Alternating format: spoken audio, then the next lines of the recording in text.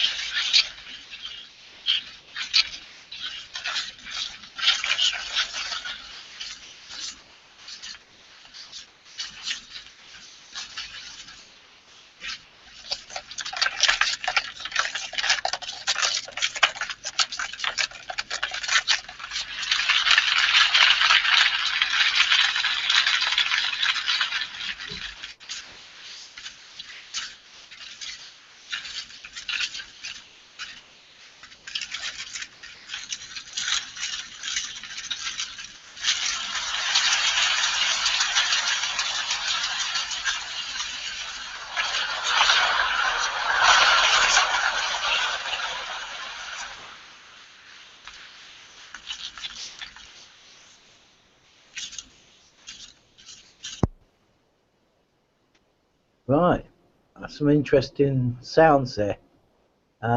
Did you get the message, Bock? Yeah. Those are very interesting. All the tree noises. Yeah.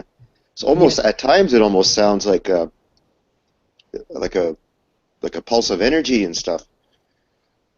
yeah, and when they say, oh, the trees don't make any noises, plants don't make any noises, that the earth can't speak or doesn't have a language. Well, I just think people don't listen. And actually, on the trees, with the noise that they were making just then, can you imagine the noise they're going to make if they unleash this fracking on this country? I think it will be quite horrific, don't you, PJ? Well, we'll have to wait and see through tonight's episode to see what gets discussed on that stuff. Yeah. Well, we're gonna not allow it. There we go.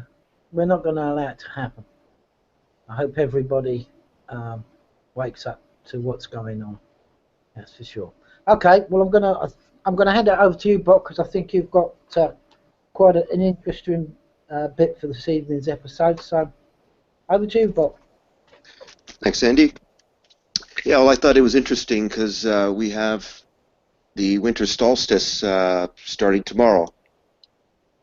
It's December 20th, where I am right now, and I thought it'd be fitting that we talk about some trees and what's also a significant tree in the northern hemisphere of the world is the pine tree. Uh,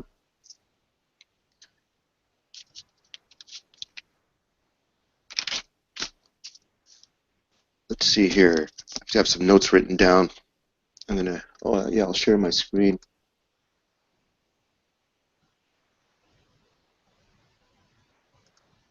Okay, I can't share the screen. Um, okay, I wanted to start this today by saying let's bringing back the wisdom of the elders, and I think the tree would be a great place to start. It's often associated as a symbol of knowledge, and so why the tree was used in Hermetic pagan traditions, pre-civilization, pre-flood perhaps, pre-technology. The tree not only matches with the nature's geometry. We actually grow like trees in our physical structure. That's what makes us upright.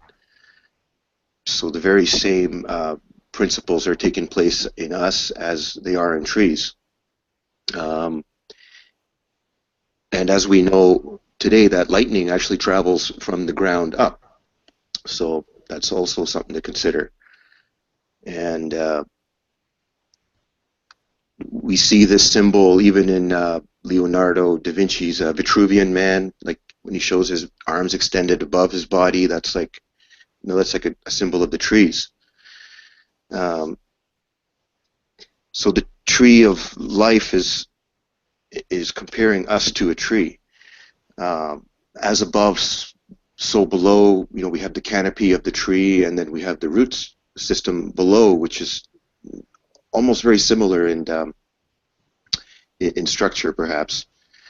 And I guess the same could be said for us, where we do the majority of our thought processes and all that come from the upper part of our body, but we do have a lower voice as well in the gut and stuff like that.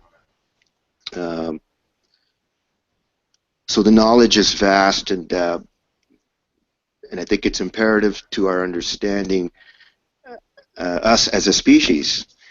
So yeah, and I wanted to mention the way water travels up a tree. I mean, it actually defies the laws of physics and gravity, and there's no pump in the tree. And people often talk about us saying, like, well, we have a heart, and a heart's actually not a pump. So the same phenomenon takes place in us. Yeah,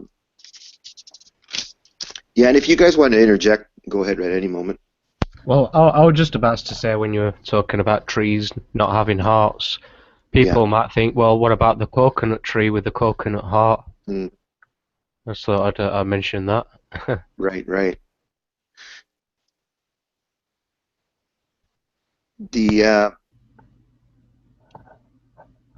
So that water that travels up the roots and the trunk and up to the tips of the branches, this water isn't just any regular water. It's obviously has lighter properties that some people know them as monatomic elements, that they literally defy gravity because they have properties of levity.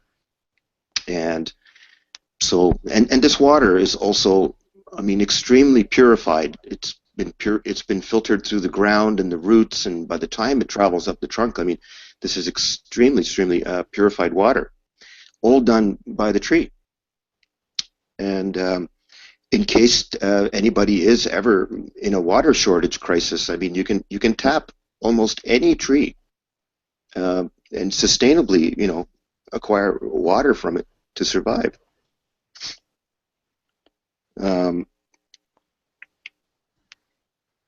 So the different trees have different medicines. Barks, leaves, and roots of the special trees have very strong medicinal properties, such as pine trees, cedars, birch, elm, oaks, maples, willows, and the list goes on. So they could also be viewed as very strong suppliers of medicine. Nature provides remedies in all our local environments. So, wherever you have pine trees and cedar trees, and the majority of the planet does have trees, there's always medicine to be found in the trees and around the trees. Like you have many mushrooms and funguses that grow on trees, which are very high in medicine, and they're also very safe.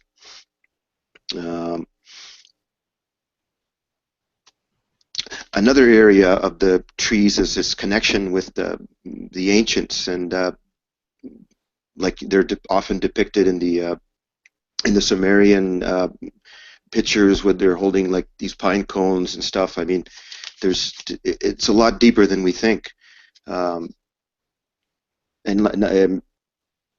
I think there's a bit of a relationship with the tradition of Christmas, where Santa Claus wears the red and the white colors, and the Amanita muscaris, which is usually found under the pine trees, and so I think that ended up becoming the symbol of gifts underneath the tree.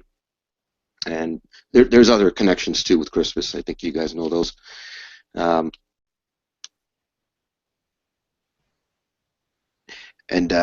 and also, where do you find the beehives? Like the honeybee, the nest is usually in the tree.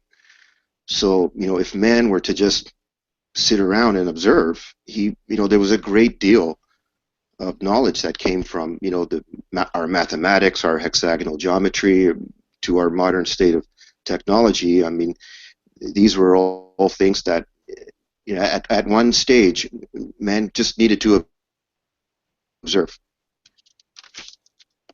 Uh, Other medicinal mushrooms were chaga and turkey tail, I think, are very well known. The birch polyspore mushroom. Um, there's reishi mushrooms. They all grow off the trees. I think chicken of the woods. There's another one, I think. There's quite a few. There's quite a few of them. Horseshoe fungus, even, I think, is medicinal. So I wanted to focus a bit on the pine tree, since it is the kind of symbol of Christmas, and like I said, it was depicted by the ancients as well. So I wanted to actually talk about more of its value in today's world. And many people know the sap of pine trees, or we call it pine pitch, pine sap, pine resin. I mean, they have amazing uses, and one of them being, several being of its medicinal values. I know most bushcrafters and outdoorsmen, they know all about this. And the turpentine is made from pine resin. It's not just for cleaning paintbrushes. In fact, it's an old remedy for many ailments, which was used extensively, I believe, in World War I times. For further information on medicinal uses of turpentine, see a fellow by the name of Tony Pantelleresco. I believe his YouTube channel is called Herbs Plus Beads, because he talks about this. Pine tar, sealing, gluing, very strong. It's waterproof. Pine resin can also be used as a oil lamp, and I've actually used this myself. And pine sap, it'll be the best bandage that you'll ever use. Period. It's an anti-aseptic, it's anti-fungal, I believe. And if you just need you have a bit of a cut and you would maybe need just a couple of sutures, pine sap would probably do the trick. Remember, I was just out not too long ago, and the tip of my knife, I was doing a bit of wheeling, it just happened to jab myself with it, and I just said, hey, I always think about this, and I actually took that opportunity and went and found some pine sap, put it on that little area where I was bleeding, and then I covered it just with a leaf, and I just left that as is, and it was perfect. In fact, from that experience, I think that wound actually healed quicker because I used the pine pitch on it, and it was literally healed in like less than 2 days.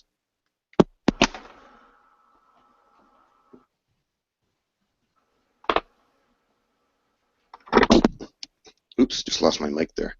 Okay, let's get back into here. And so sulfur is also derived from the bark of certain pine trees is very high in sulfur, which sulfur crystals. They're crystals, and they also have a very strong medicinal value. Some people know it by its medical name as MSM, but I believe if you can get the real sulfur from the tree, the real crystals, that's going to be the strongest and best for medicinal benefits. I think there's a guy in America, he sells it. In fact, I know he does. His name is Patrick Mageean, and a fellow in UK, Clive DeCarl, also sells this very good type of sulfur, pure sulfur crystals. And they have a feedback from, I believe it was over several hundred people around the world. So it sounds, very credible. So I talked about the medicine.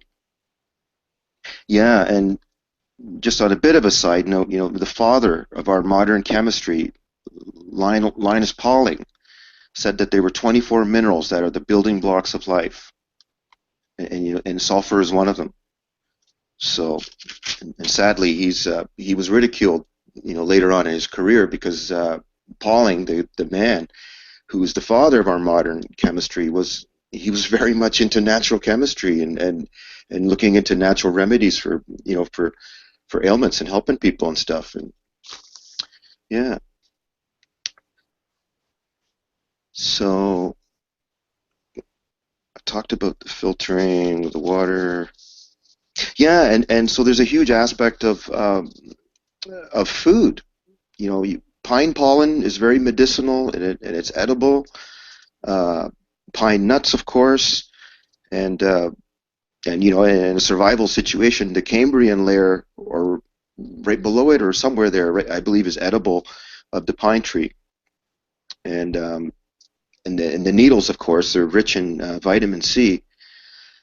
And let's talk a little bit about just the geometry and the structure of the pine tree. I mean, that's the tree that gives us this pyramidical structure. Our houses and towers and all these kinds of things, like they're kind of oriented around this kind of a pine tree shape.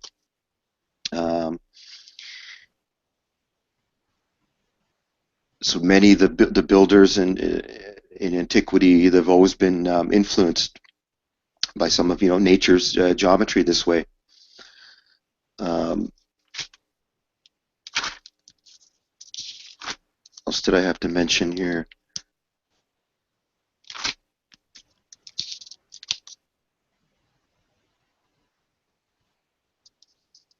Yeah, I think that some time back in antiquity that there was a great advancement, you could call it, or a greater understanding of mathematics and geometry, was just by hanging around trees, and where the trees were, you had the honeybees, and then you look at the honeycomb system. You can see that this sacred geometry was, we've learned everything we've learned is from nature, and of course it reflects itself back to us. So that's our blueprint, and it was always there.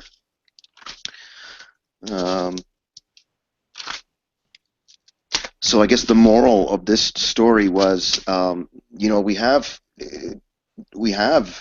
a lot of knowledge right now, and we have knowledge in many areas and bits and pieces that we can gather and we can acquire.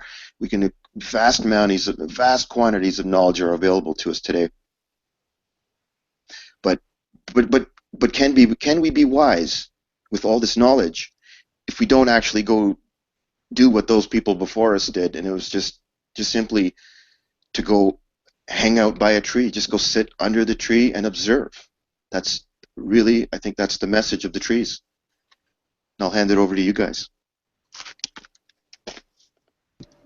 Okay, thanks, Buck. Great information.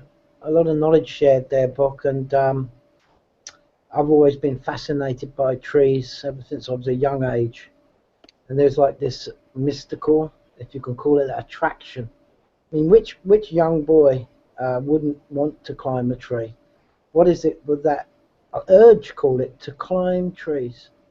I was no different when I was a young lad. I was always up trees. Mother was always calling for dinner or tea or whatever, and I'd be up a tree. I always want to try to get to the top part. And another thing was building a den in a tree. Why building a den in a tree? Well, there's that mystical attraction with nature, and especially trees. And yeah, there was a lot of wisdom that's been forgotten, and the connection with it all.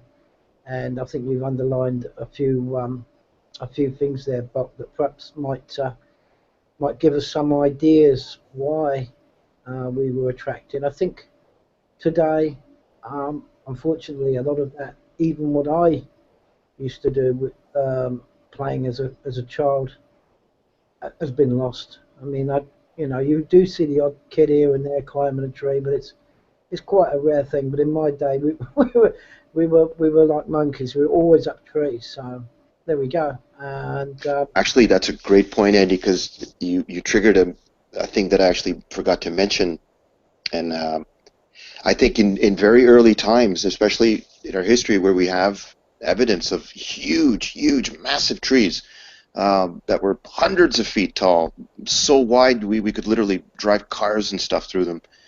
People could live in, and were living in them, and they were the first towers. You know, before we had these watchtowers and our modern towers and skyscrapers. I mean, the first tower was the tree, right? yeah, yeah, absolutely, yeah. And I think there is. I think it's time humanity needs to reconnect with all these things. I think one of the underlying things where you described about as both above as below, with the canopy of the tree, and then down to the root system and everything. Everything is connected. It really is. But there's one thing that isn't connected, and that's something that people for hundreds and thousands of years feel that they have a duty to, and that's called society. Right. That just really doesn't fit in with nature. I don't think it ever has, but I mean, I don't want to go on too much about that because I think PJ's got quite a bit to show us as regards the clash of nature and society, and it is a clash. So, Yeah. okay. If anything to say, PJ? Well, I have got a lot to say during tonight's episode, but just to touch on what's been discussing, I find it interesting with one tree in particular, which is the sequoia tree, which has the smallest seed and yet produces the biggest tree, Right. which I just find truly fascinating. And that again, that just it connects with the principle of the microcosm and the macrocosm, right? Yeah. Yeah. Mm-hmm. Okay, thanks for that, PJ. Well, while you're there, I'll put it over to you to see what you've got for us this evening, and I'm sure it'll be very interesting indeed. Alright, no worries. I'll share my screen.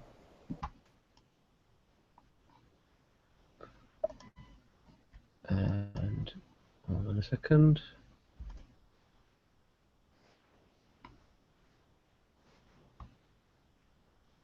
Alright, should be good to go, yeah? Just let me know that you can see my side alright.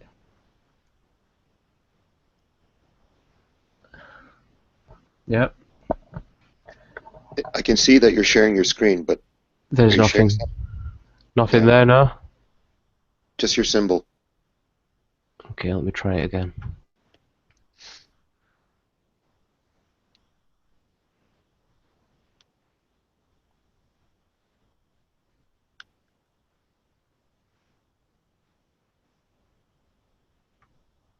Alright, what about now? Any good?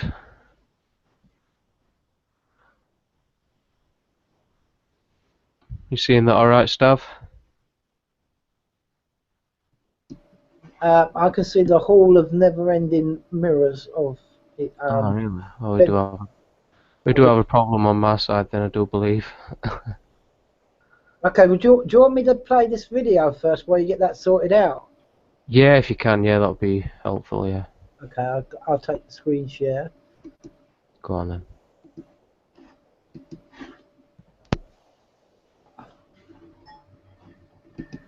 Okay, can you see mine?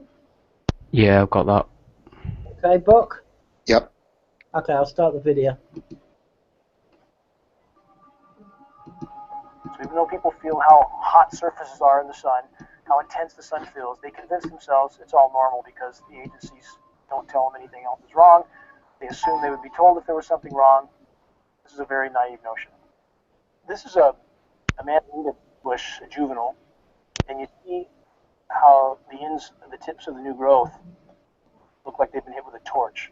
These most hardy species of brush, the manzanita plant, They're dying throughout the forest. Whole mature organisms 10 feet high are flashing out dead. This is an extremely hardy brush species. Looks like it's been hit with a torch. These are new juvenile leaves. You can see they already look like they've been hit with a torch as well. Several that are shaded right here. A small little batch of leaves, maybe slightly shaded.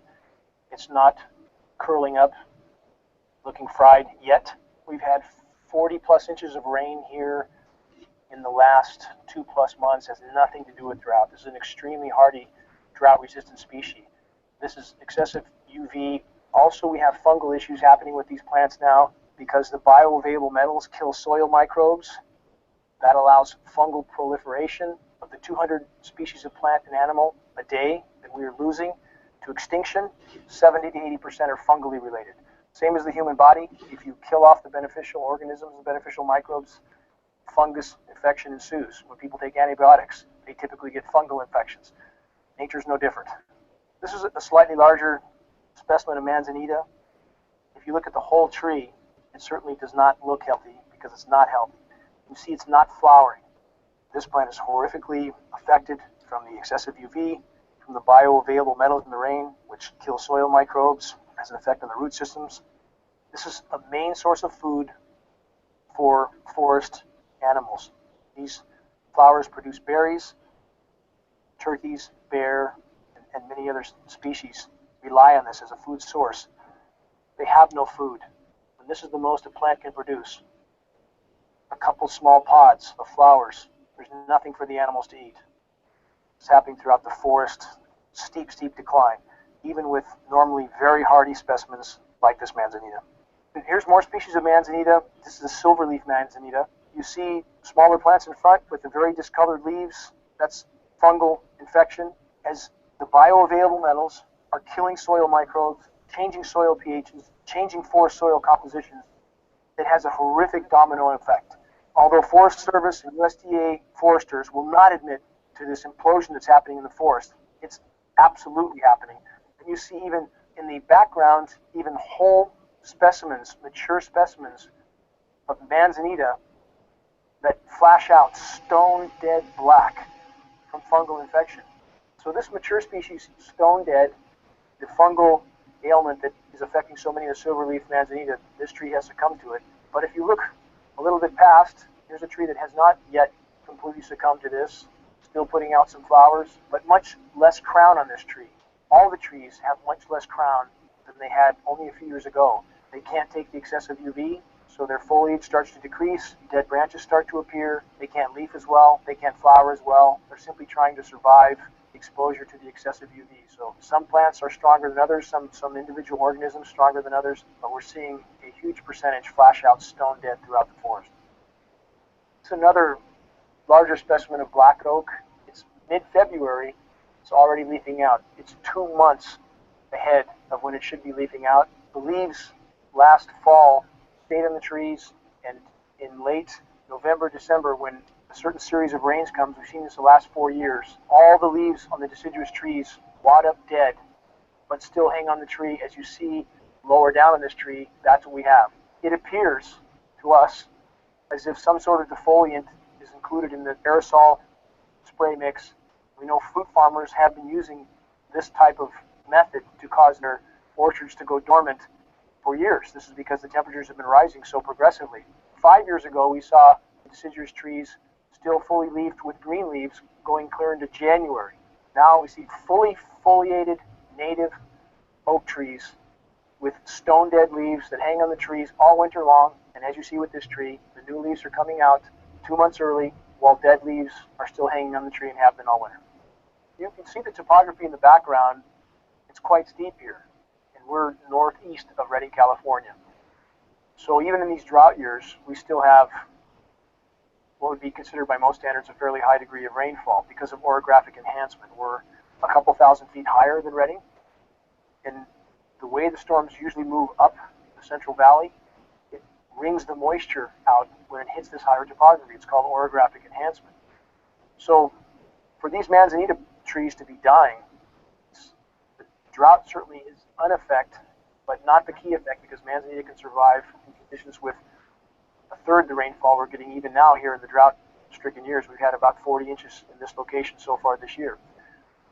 But now we're seeing, because the storms are not the normal low pressure counterclockwise circulation that we've historically seen, and we know the aerosolization is going on because the lab tests prove this, the precipitation is full of the same toxic metals listed in geoengineering patents.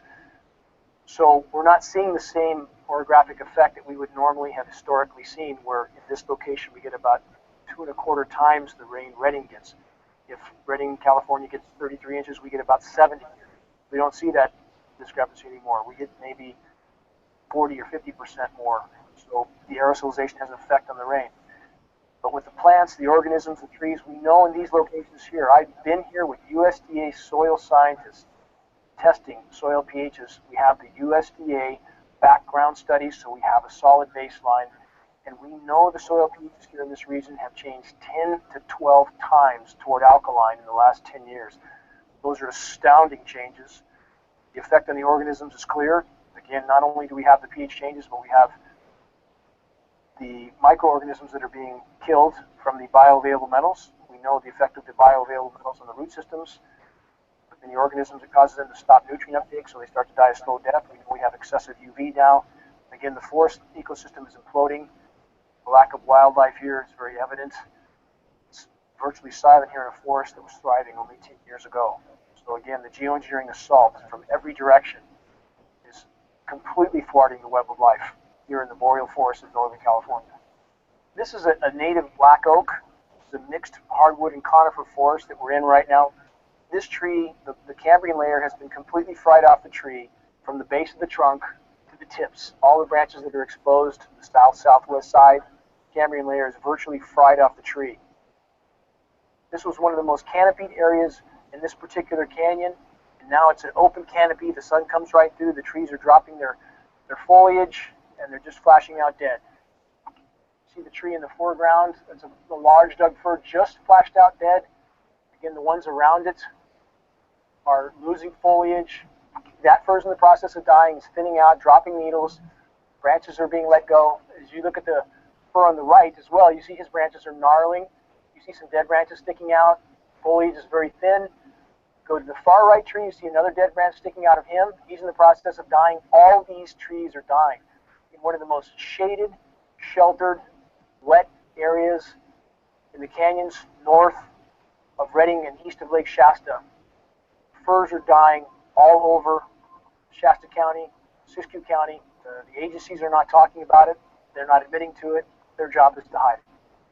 The typical cobweb-like aerosol, wispy clouds. People mistake this for some sort of natural cloud. They're absolutely not.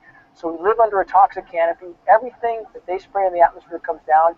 These trees we see the tops of here are all dying, and these trees have their feet in the water. We're near the stream right now, so you see the tops are all dying from excessive UV, and we know some of the trees that get the most water are dying the fastest because they're also getting the most toxins, where the toxic materials accumulate in the drainage areas.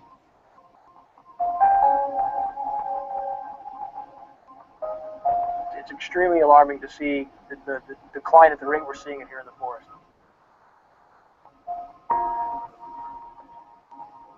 We are now being told that the climate engineers want to start using the terms albedo enhancement or cloud reflectivity enhancement. They don't want to use the term geoengineering any longer because people are waking up to that term.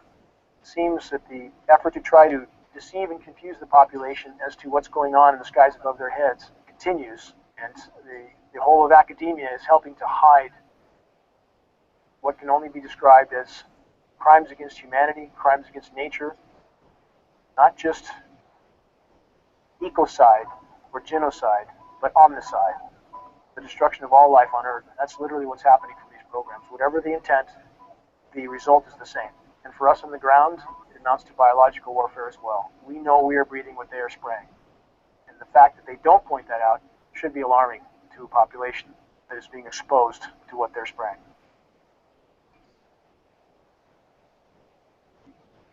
All right, Stav, thanks very much for that. Yeah, good one. Give it another go. Hopefully you should see my screen now. Yep. Yeah, good. Okay, so the video you've just watched there is from the Geoengineering Watch. Pretty self-explanatory if you manage to tune in and see that.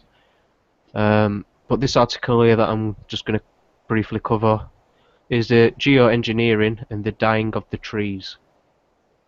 If the trees die, we die. Whole ecosystems are collapsing all over the globe, and our rapidly dying trees are the most visible harbinger of what is unfolding. Few seem to notice the die-off until it is pointed out to them, but once recognized, what can be seen is alarming. On a geological timescale, the human race has decimated planet Earth in the blink of an eye.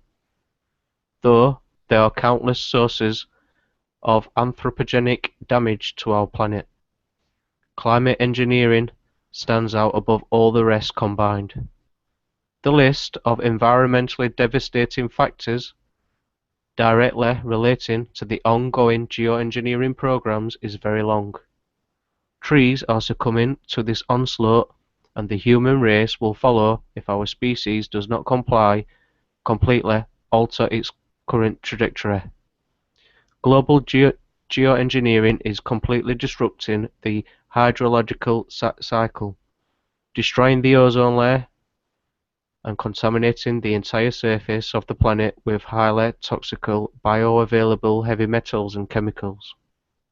Massive levels of radio frequency transmissions directly related to climate engineering are yet another layer of destruction which is radically affecting the trees, us, and the biosphere as a whole. It is imperative to wake the masses to our common plight. All those who are already awake are needed to assist with the ongoing critically important campaign to awaken others. Arm yourself with critical data and pass it on. Make every day count in this battle.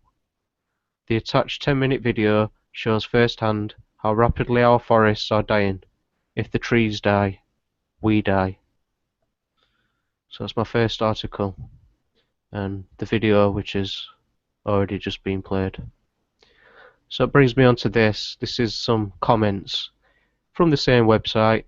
Notice that there's 54 responses to massive global tree die-off linked to geoengineering. So I'll just quickly mention a few of these comments. There's Nancy Jones says Wall Street investors are involved in a practice that involves weather derivatives.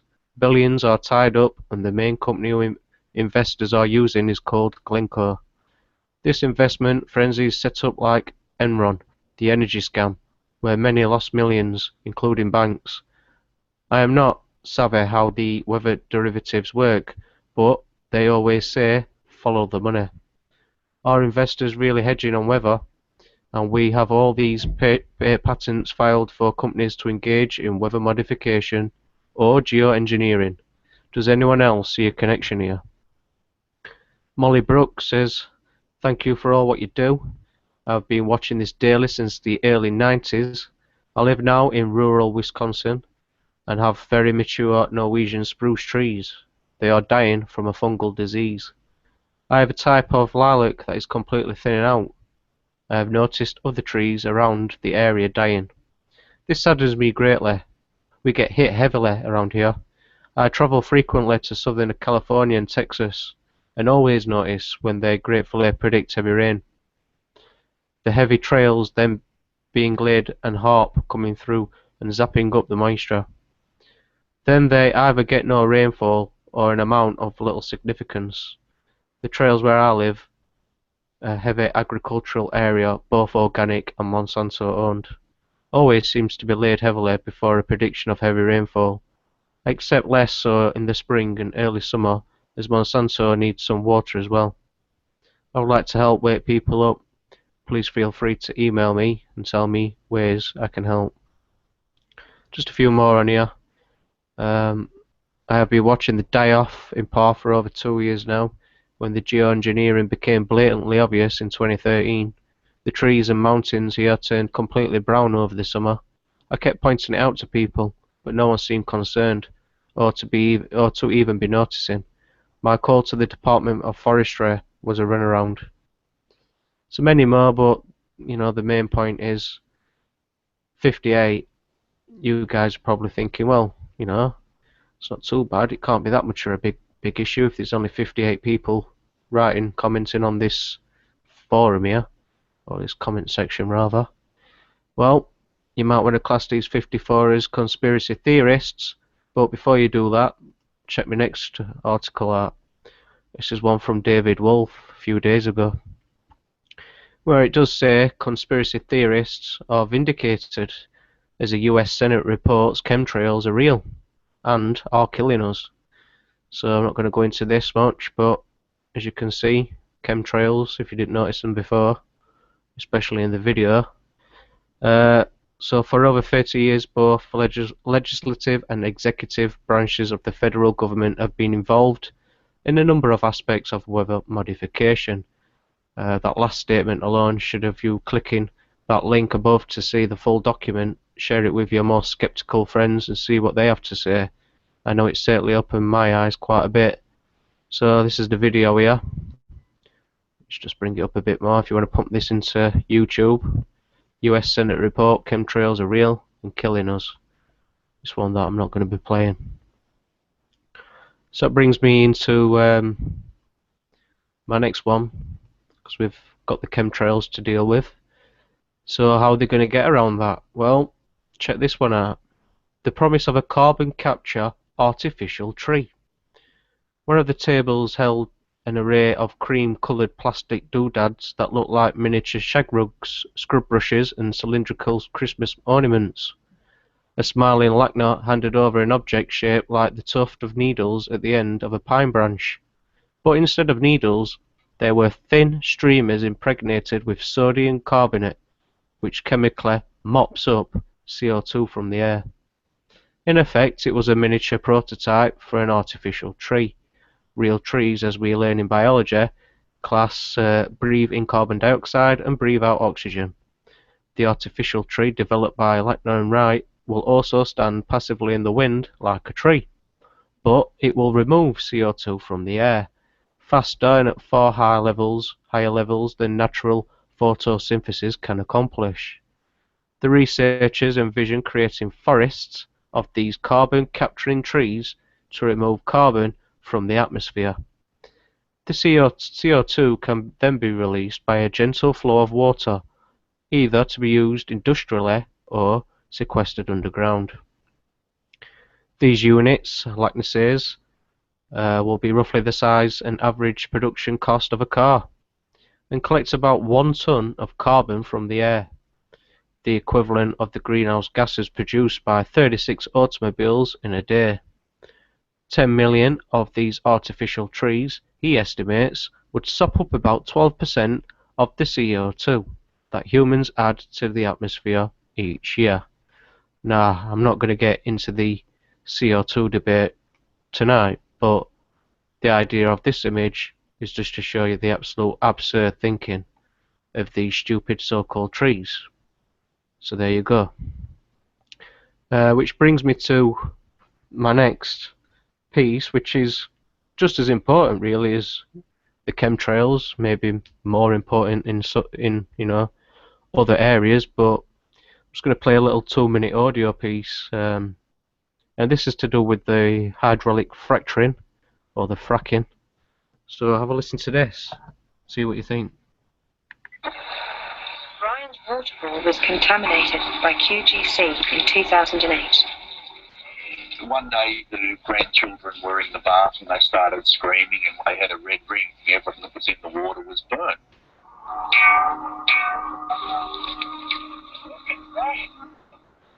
The grandchildren were in the bath and they started screaming and they had a red ring. Everything that was in the water was burnt. We're treating your issue seriously and we're trying to investigate what the cause of the problem is. Yeah, I'm getting no gas over this. Look at the this. Yeah, I'm getting no gas over. Have a look, it's a breezy day. You're not going to get any measurements up here. It's exactly the same as the bastards when they first sampled it. They sampled on a windy day and well away from the source. Every time they went near the source, it did this. So toxic to make our grandchildren unwell. So if you think the coal seam gas industry is safe, if you think it's regulated, if you think it's policed, look at the bubbles and have a listen to the machine. Just imagine this industrialisation of your region and try and tell me that you're not going to be impacted health-wise. Your food, your water, your air. From the rainfall came out one morning and it was as oily as you can see. It sort of got that oily look to it, and just sort of thought, okay, that's pretty ordinary. But it was basically after I'd seen an interview on Origin up at the estate, they were talking about black rain, and I sort of thought, the Commodore, because it's been covered in that for a long time. But then when I walked out and seen all this, and I just thought, well, what's going on here? So at the end of the day, I took some samples off, sent it away, and the cadmium was 7.5 times vegetable growing level, which probably explains why the vegetable garden and everything died. But they said, we disregard that because you've done the samples. There is no guarantee that how you did them. It's the lifeblood of the communities. And I see it. Water holes, now they're fluorescent green or oily looking that you'd almost walk across them, But eventually all that is going to flow into that Murray-Darling and contaminate, right through. And I just, it's mind-boggling why people just don't get it. The gas through the ground on our own properties. There comes a point in time, a turning point, when no one can deny what's happening. It's the lifeblood of the community. So there you go. A lifeblood of the communities. So this article, like you can see, says, don't think it's worth it? Well, you can do many things. You can contact your local officials, which has already been done. We don't seem to be getting anywhere. Some local officials, i.e. MPs, don't even want to vote about it, but they still yet have a stance, whatever that is. Or you can join and support your local organisations, which, is out there if you can find them. Just be expected to turn up to certain ones and not really get anywhere. But the idea for this is to each individually do what you can yourself, without depending on other people, because if we're all doing his own thing, why would we need to depend on others? So more into the fracking now, which is this one here. This is the frackoff.org.uk, mounting evidence the harm caused by fracking. So as you can see, there's a summary here with a list of different things. Not just the chemtrails and the fracking, but also in relation with the fracking comes quite a lot, which is water contamination, air pollution, radioactive contamination, human health, agriculture and animal health, wildlife, methane migration, all this stuff. So if you want to jump onto this website and have a look in your local areas, because it's quite far spread now, or will be if we allow it to take its hold and manage to allow them to get the drill pieces in the ground. But all that can be prevented if you just wake up to the facts, because it took many years for them to come clean about the chemtrails. So time's a virtue, really. We don't really want to be wasting it. So let's see. For those that have seen this documentary, it says World's Toughest Jobs, and episode 6 of season 1 was the Canadian forestry. Now basically my meaning to show you this, I'm not actually going to play the video, but instead of World's Toughest Jobs, how about World's Impossible Jobs? Because if we leave it any longer, we're not going to have guys like this walking miles on end planting new trees. So that's basically all my articles wrapped up, connected with chemtrails and fracking. Without going too deep into each one, that should highlight the importance of looking into either one, chemtrails or fracking, which is worldwide. It's not just in one particular location. The effects can go throughout the globe, or the flat earth, or whatever you want to call it. But there you go, that's That's my piece, guys. Any questions? Well, great articles there, PJ, and this isn't like all of a sudden the last few months or last year people have been talking about the chemtrails, contrails, condensation. Well, I, I remember looking at the skies when I was climbing those trees, and they don't look like the skies that we see now. It's a complete contrast and difference in the sky. Yeah. I think everybody knows what's going on if they want to look. If they can pull their head out their backside and their um, debt equity jobs, if they've got the time to, just pull up and just look up for, a couple of seconds maybe, or is that too much to ask? Mm-hmm.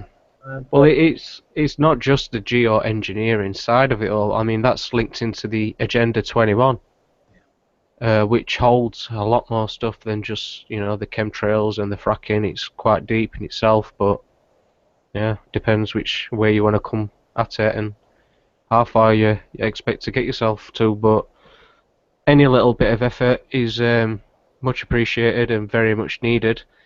It's not a case of, millions of trees dying. This is affecting millions of acres of land. So, just get that in your head for a moment and you'll understand the scale. Yeah, well, the fracking, if that comes to this little tiny island, then you're going to see that. You're going to see that just from the fracking. You're going to see, in a very, very short period of time, it's just, well, what you were saying about what individual people can do, well, it's direct action. It's individual direct action. And I was going to go straight onto a small little article and finish it up tonight, but I think it really does need. I'm going to pull up a YouTube here and see if I can get it on YouTube. And I think this guy says it all really, and I think this is the action that's required now. I think we're past this society, democracy, voting nonsense, and we all know what it all means. Absolutely nothing. Everything's fixed. So I'm going to share my screen and play you this video. You guys saw it earlier on, and I think it's needed to be played because I think nothing's going to change, and we've got to the point where you've got to do some direct individual, even if you do it individually, direct, should we say, peaceful non-compliance is the way to go, and then we can see what can happen. I think there's nothing else people can do apart from this. So I'm going to share the screen, if I can, and play you this video. So I think it needs to be said. And here we go. Hello, everybody. Dean Clifford here. Boy, would Robert Frost be envious of me right now? Mind you, he'd probably be the only one. Because when you pick the path less traveled, well, you don't find a lot of people. So, anyways, point of today's video, just more thoughts while I'm out here walking on my own. Just a quick blurb here about, I want to address why the courts, what we believe to be courts, are fraud. It's not because they're illegitimate, which they most likely are as well. They are voluntary, but the problem is they don't tell you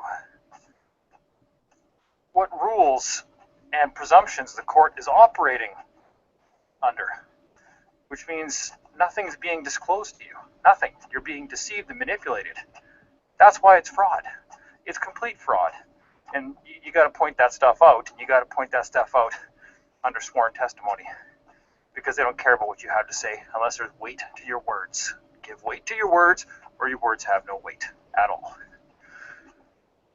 That's the problem. They've abused us.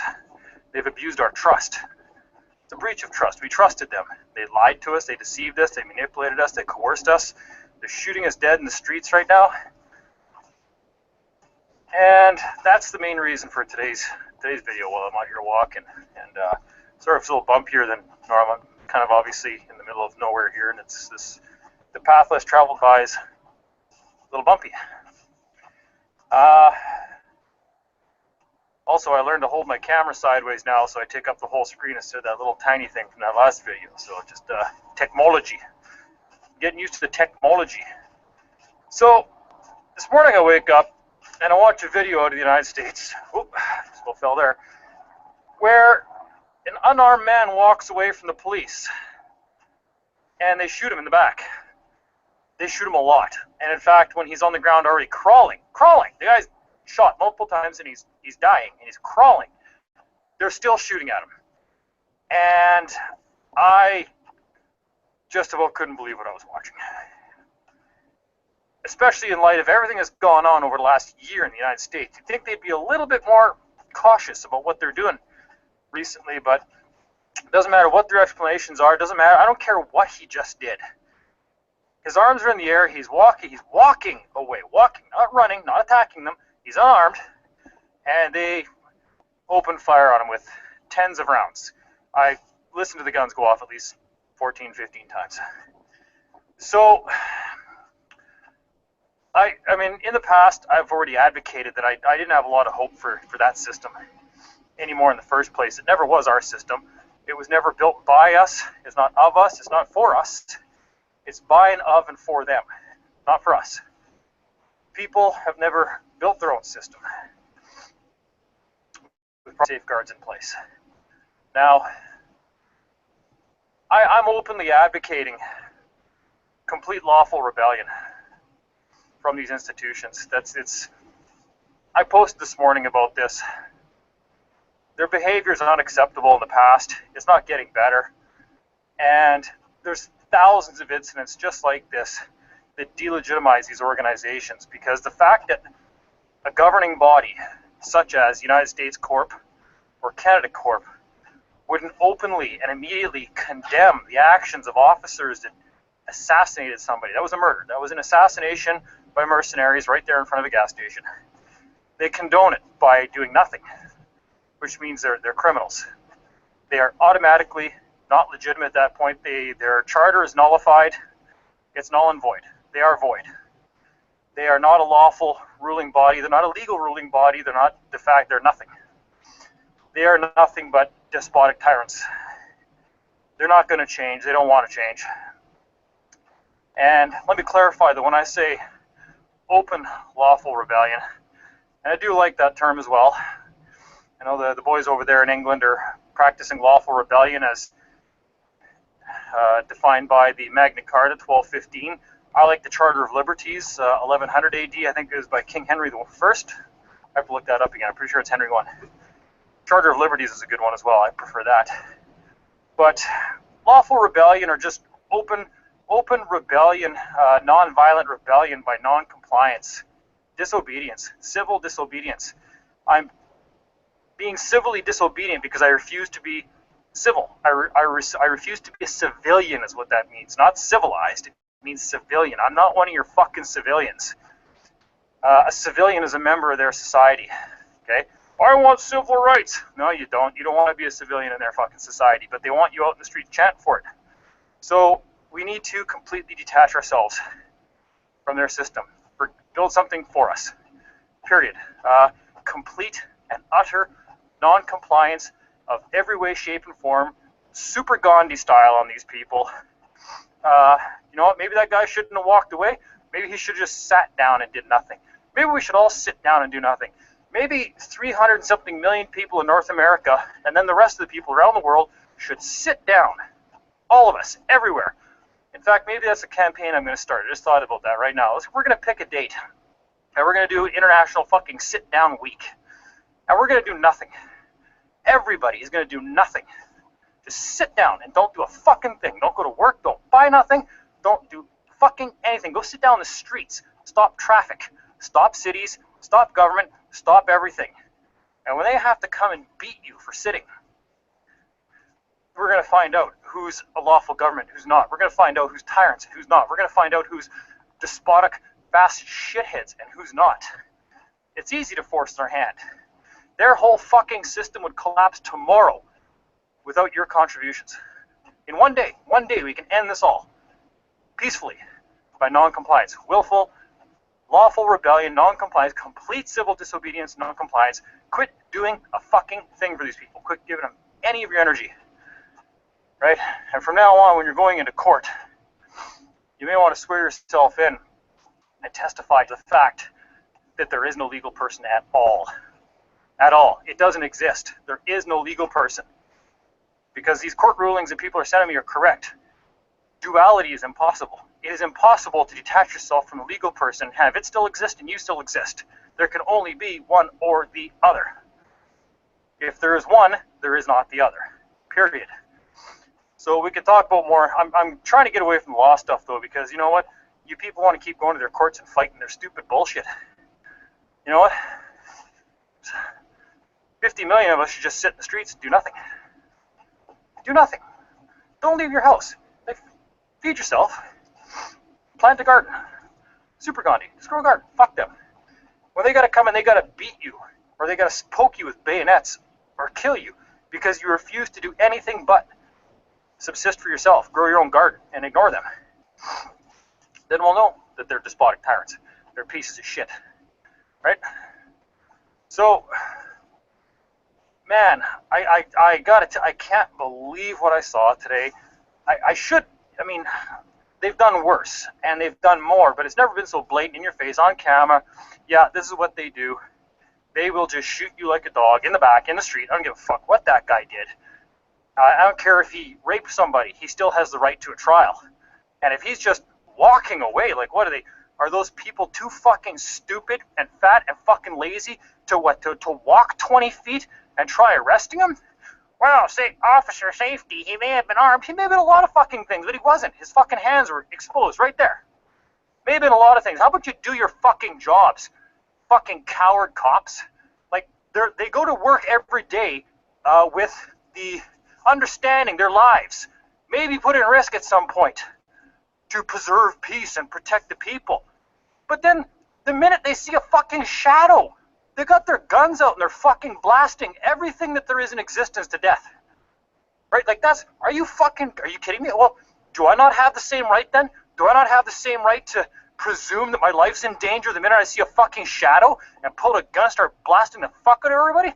No, apparently I don't have that right. But my servants do. People that are supposed to be my fucking servants do. Well, fuck them. And fuck this system. They're not servants. Okay, those are mercenaries.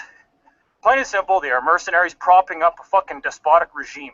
That's exactly what the United States Inc. is. That's exactly what Canada Inc. is. That's exactly what Australia Inc. is. That's exactly what the UK Inc., England Inc., fucking European Union Inc., all these fucking corporations. They are governments corporations acting as governments. They're not fucking governments. So stop fucking being obedient to them, or you're going to be a slave. You're going to be a fucking slave, and they will come and they'll shoot you in the fucking back when they feel like their lives are in danger because somebody blinked, or they heard a fucking, they heard a cork pop on a bottle, so they fucking kick in somebody's door and blast away everybody at that New Year's Eve party because they heard a fucking bottle pop and they thought it was a gun, and they're such fucking cowards. They're so scared of fucking everything that they'll shoot first, ask questions later. You don't have the fucking right to a trial anymore. You got the right to be shot in the fucking back while you're walking away peacefully. That's this system. If you want to support that, go right ahead. Vote for Trump. You're fucking morons, and you deserve everything that's coming to you.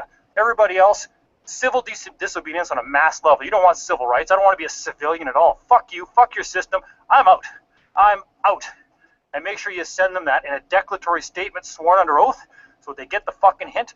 I'm not lying. I'm under oath. My words have weight. I hate you. I hate your fucking system. Get the fuck away from me. I'm out. I'm withdrawing my entire life. My property, everything. Bye. So, got that out of my system for today. So, I'm going to keep walking the road less traveled by. Have a good day.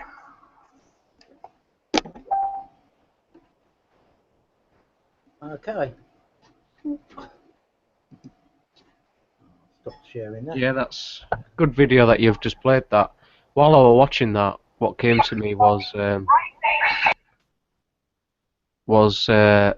in my area where I live, and for many years now, there's been many people, sad to say this, but there's been many people commit suicide by hanging themselves using trees. In the parks, in the woods, you name it, wherever there's a tree. But what does this country decide to do to combat that? Chop down the tree. Now, you can't make that shit up, but that's the insanity, I guess you could say, of how to conquer people's suicidal thoughts. Well, more than suicidal thoughts, they are actually suicidal actions because they're actually carrying it through. But the point is, why chop down the tree? Do you guys have any answers to that to help me understand it more? Well, did you not know that suicide was against the law? Right, but how is chopping down a tree going to stop people from committing suicide in that way? Hawk, can you help me? Yeah, it's a bit illogical, isn't it? Well, that's the truth. I mean, you can look it up in stories within my city, Sheffield alone. You'll see many people who've gone down that route. Well, we've not just seen, we're not just seen. We've read. If you look in the right places, and bother to open your eyes, the suicide rate for people that have lost their benefits is unbelievable. Lost. How can you lose something that? But it's it's very illogical. But then, is there anything logical about government or society? Is there anything logical in it, PJ? I guess really. Yeah, and it seems as they avoid the root cause of just about everything. We've just got ways of going around and around and around and not ever looking at any root causes. Yeah. Well, I just thought I'd play that. Talking about logical, I just thought that I didn't see that till today, and I thought after what as great articles and your great articles there, PJ underlined. I think we're at the point where something's got to be done. Well, it's not so much got to be done. We've got to act, and if you want to do it on an individual basis, I don't see anything other than, like he says, lawful rebellion and withdrawing your consent from the whole idea of society and say, look, I'm not interested in your society, I don't want your society, you can fuck off with your society. Well, that's the individual who needs to make that decision themselves, and I guess just seeing things for what's taking place is all you really need. The rest of it is completely up to you.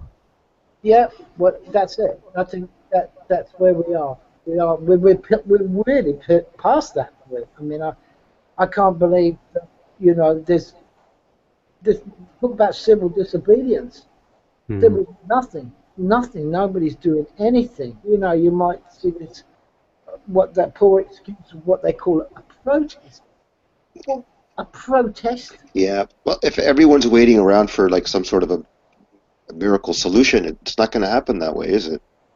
Everyone's going to have to take, steps towards accepting more liability and forcing others to accept liability, becoming responsible and more independent at the same time. I've just dropped a little YouTube link in chat box on here for you to play, Stav, just to close us off with. Okay. If you can manage to play that on full screen, that is. Yeah. Where have you dropped it? It's in the chat on this bit Hangouts here. How do I get that back? It's the button above the screen share. The blue one. Okay, sorry. Yeah. You're already up. Yeah, so if you finish with his comments and that, just plays off with that and close Yeah, it up. well, I was going to do something else, but I thought I'll scrap that one because of the articles you brought up, PJ. I thought, well, the other one it's not that important. So we'll do this one here, and oh, it's not playing.